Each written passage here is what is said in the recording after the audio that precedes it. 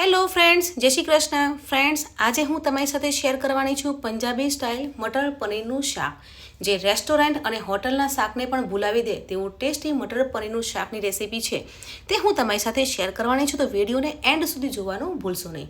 મટર પનીરનું શાક બનાવીએ છીએ ત્યારે પહેલાં ગ્રેવી બનાવવાની છે. તો ગ્રેવી બનાવવા માટે મેં 3 ડુંગળી એટલે કે ઓનિયન લીધી છે અને 4 ટામેટાં લીધા છે. ટામેટાને સારી રીતે ધોઈ લેવાના છે અને ડુંગળીની છાલ છે તેને નીકાળી લેવાની છે. હવે ડુંગળીને મીડિયમ સાઇઝમાં ચોપ કરી લેવાની છે. અહીંયા બારીક ચોપ નહીં કરો તો બી ચાલશે, કેમ કે ગ્રેવીમાં આપણે મોટા પીસ લઈશું તો પણ વાંધો નહીં આવે.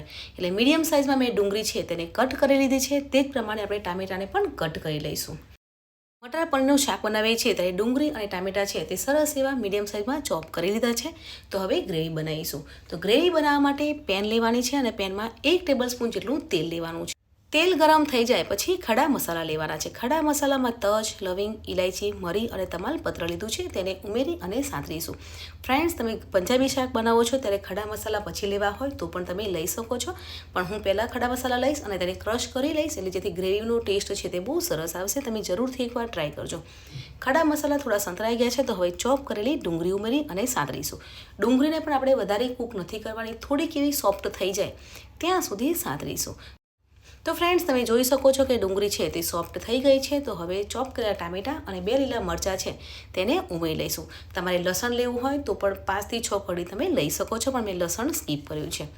હવે ટામેટાં અને મરચાં ઉમેર્યા છે તેને સારી રીતે મિક્સ કરી લેવાનું છે. સ્વાદ પ્રમાણે મીઠું ઉમેરવાનું છે અને અડધી ચમચી હળદર પાવડર ઉમેરવાનું છે. હળદર પાવડર ઉમેરવાથી ગ્રેવીનો કલર છે તે બહુ સરસ આવે છે. હોટલ અને રેસ્ટોરન્ટમાં જે પંજાબી શાક ખાઈએ છીએ તેવો જ ગ્રેવીનો કલર છે તે તૈયાર થાય છે. હવે અહીંયા મેં કાજુના ટુકડા લીધા છે. કાજુના ટુકડા ઉમેરવાથી ગ્રેવી છે તે ઘટ બને છે. અને જો તમારી પાસે કાજુના ટુકડા ના હોય તો મગજતરીના બી આવે છે તેનો પાવડર બનાવી અને ગ્રેવીમાં ઉમેરવાથી ગ્રેવી છે તે ઘટ બને છે. ગ્રેવી માટેના ડુંગળી અને ટામેટાં છે તે સોફ્ટ થઈ ગયા છે તો ગેસને બંધ કરી અને ઠંડુ થવા દઈશું. મટર પનીરનું શાક બનાવે છે ત્યારે મેં 500 ગ્રામ પનીર લીધું છે. પનીરને મીડિયમ સાઇઝમાં કટ કરી લઈશું. જો તમારે મોટા પીસ રાખવા હોય તો મોટા પીસ પણ રાખી શકો છો, પણ અહીંયા પનીરના મીડિયમ સાઇઝમાં હું કટ કરી લઈશ. તો આ રીતે આપણે 500 ગ્રામ પનીરને મીડિયમ સાઇઝમાં કટ કરી લીધું છે. ડુંગળી અને ટામેટાં છે તે પણ ઠંડા થઈ ગયા છે. તેને મિક્સર જારમાં લઈ લઈશું અને એક પેસ્ટ રેડી કરી લેવાની છે. પેસ્ટને રેડી કરતાં પહેલાં થોડું પાણી ઉમેરવાનું છે, એટલે એકદમ ફાઇન પેસ્ટ છે તે રેડી થશે. તમે જોઈ શકો છો કે એકદમ પરફેક્ટ ગ્રેવી માટેની પેસ્ટ છે તે બનીને તૈયાર થઈ ગઈ છે. અને આપણે જે હળદર ઉમેરી છે તેનાથી તેનો કલર છે તે બહુ સરસ આવ્યો છે.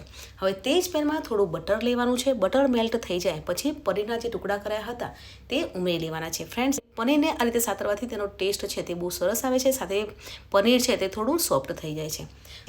હવે પનીરમાં થોડો મસાલો કરીશું. 1 ચમચી હળદર પાવડર, લાલ મરચું, ધાણા જીરું પાવડર અને સ્વાદ પ્રમાણે મીઠું ઉમેરી અને સાંતળી લઈશું, જેથી એ મસાલા પનીર છે તે રેડી થશે. અને પનીરમાં એક મસાલો છે તે સરસ આવશે, તેથી શાકનો ટેસ્ટ છે તે પણ બહુ સરસ આવશે. પનીર છે તે સરસ એવું સોફ્ટ થઈ ગયું છે અને મસાલાનું કોટિંગ પરફેક્ટ થઈ ગયું છે. તો ગેસને બંધ કરી અને પનીરને એક પ્લેટમાં લઈ લેવાનું છે. હવે તે જ પેનમાં થોડું બટર લેવાનું છે અને તેલ લેવાનું છે. તમારે બટર ના લેવું હોય તો બટરને સ્કીપ પણ કરી શકો છો, એકલા તેલમાં પણ બનાવી શકો છો. તેલ અને બટર ગરમ થઈ ગયું છે. તો હવે ગ્રેવી રેડી કરી હતી તેને પેનમાં લઈ લેવાની છે અને જારમાં થોડું પાણી ઉમેરી અને તે પણ પાણી ગ્રેવીમાં લઈ લઈશું. તો પરફેક્ટ એવી રેસ્ટોરન્ટમાં અને હોટલમાં જે પંજાબી શાક મળતું હોય છે તેવી ગ્રેવી છે તે રેડી થઈ જશે. તમે તેની થિકનેસ પણ જોઈ શકો છો કે એકદમ પરફેક્ટ એવી ગ્રેવી છે તે થઈ ગઈ છે. પણ હજુ પણ આપણે 1 મિનિટ માટે ગ્રેવીને કૂક થવા દઈશું, જેથી ગ્રેવી છે તે ઘટ થશે. હવે ગ્રેવીમાં મસાલો કરવા માટે એક બોલમાં અડધી ચમચી હળદર પાવડર, લાલ મરચું, ધાણા જીરું પાવડર, સ્વાદ પ્રમાણે મીઠું ઉમેરવાનું છે. પણ મીઠું છે તે થોડુંક ઓછું ઉમેરવાનું છે, કેમ કે આપણે પનીરમાં પણ ઉમેર્યું હતું અને જ્યારે ગ્રેવી બનાવી હતી ત્યારે પણ આપણે મીઠું છે તે એડ કર્યું છે. 1 ચમચી ખાંડ ઉમેરવાની છે. ખાંડ તમે ના ઉમેર્યું હોય તો સ્કીપ પણ કરી શકો છો. અને ગરમ મસાલો ઉમેરી થોડું પાણી ઉમેરી અને એક સ્લરી રેડી કરવાની છે અને તેને પણ ગ્રેવીમાં લઈ લઈશું, જેથી મસાલો છે તે બહુ સરસ એવો થઈ જશે. પંજાબી સ્ટાઇલમાં મટર પનીરનું શાક બનાવીએ છીએ ત્યારે શાક માટેની ગ્રેવી છે તે પરફેક્ટ બનીને તૈયાર થઈ ગઈ છે. તો હવે આપણે જે મસાલા પનીર રેડી કર્યું હતું તે ગ્રેવીમાં ઉમેરી લેવાનું છે. સાથે મેં 200 ગ્રામ બોઇલ કરેલા વટાણા લીધા છે. વટાણાને પણ ગ્રેવીમાં ઉમેરી લેવાનું છે અને સારી રીતે મિક્સ કરી લેવાનું છે. વટાણા અને પનીરને ઉમેર્યા પછી પણ આપણે 1 થી 2 મિનિટ માટે ધીમા ગેસે થવા દેવાનું છે, જેથી તેનો ફ્લેવર અને ટેસ્ટ છે તે પનીરમાં આવી જાય. હવે અહીંયા કસૂરી મેથી લીધી છે. કસૂરી મેથીને પણ હાથથી ક્રશ કરી અને ઉમેરી લેવાની છે અને સારી રીતે મિક્સ કરી અને ઢાંકણ ઢાંકી 1 મિનિટ માટે થવા દેવાનું છે. તો પરફેક્ટ એવી આપણે મટર પનીરનું શાક છે તે રેડી થઈ જશે.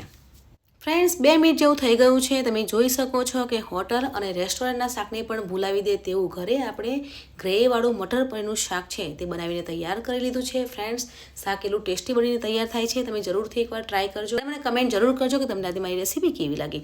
મટર પનીરનું શાક સાથે તમે રોટલી પણ સર્વ કરી શકો છો. નાન, પરાઠા અને રાઈસ સાથે પણ તમે સર્વ કરી શકો છો. પણ આજે આપણે ફુલકા રોટલી બનાવી છે, તેની સાથે પનીરનું શાક છે તે સર્વ કરવાના છે. તો રોટલી બનીને તૈયાર થઈ ગઈ છે, સાથે પનીરનું શાક છે તે પણ બનીને તૈયાર થઈ ગયું છે. તો રોટલી શાકને આપણે સર્વિંગ પ્લેટમાં સર્વ કરીશું. તો આજની મારી લંચ રેસીપીમાં મટર પનીરનું શાક, ફુલકા રોટલી, સલાડમાં મેં ડુંગળી લીધી છે, તમારે કાકડી અને બીટ પણ સર્વ કરી શકો છો. સ્વીટમાં મેં મોહનથાળ સર્વ કર્યો છે અને મસાલા છાશ સાથે આજની મારી લંચ રેસીપી રેડી થઈ ગઈ છે.